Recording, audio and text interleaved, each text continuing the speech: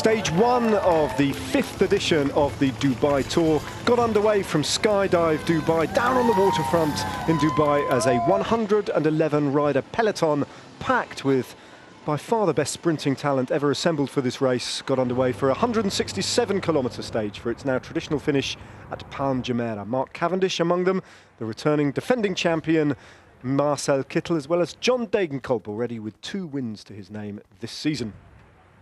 Dylan Groenewegen, the winner of the Champs-Élysées stage on the Tour de France, also among the pack. When the flag dropped, the attacks came inevitably. It took about 6 or 7 minutes eventually for the breakaway to establish themselves. 5 men getting away, including Andy Fenn from Aqua Blue Sport and Daniel Tekle-Heimanot, racing for Cofidis these days, having left Team Dimension Data. But it was the local rider, Mohamed Al Mansouri for the UAE national team, who stole the honours at the first of 2 intermediate sprints, taking 5 points and the lead in that competition with 1 more sprint to come. That played out very differently, watched on by the ruler of Dubai, Sheikh Mohammed, from the comfort of his vehicle. As they returned from the desert and headed back in towards Dubai, it was Daniel Tekle-Heimanot who just rode off the front in the final kilometre before the 2nd intermediate sprint and found that he had a gap. He took 5 points there to go level with Al Mansouri in the intermediate sprints competition.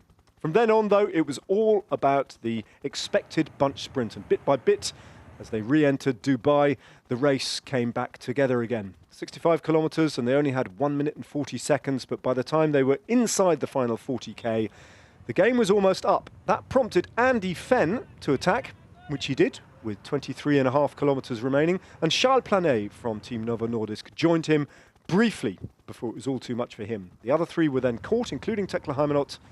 Planet then sat up, Planet becoming Plan B. Plan B was Andy Fenn, trying to solo his way to victory with just under 20 kilometres remaining.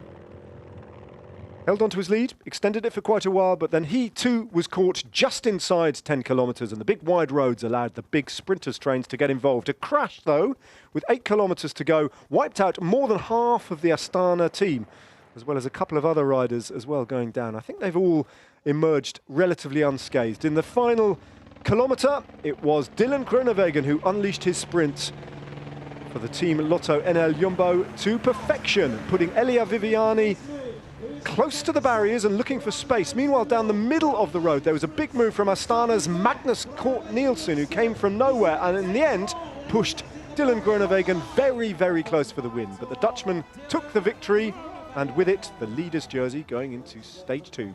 The overall standings, courtesy of the time bonuses, give him a 4-second lead over Magnus Cort Nielsen.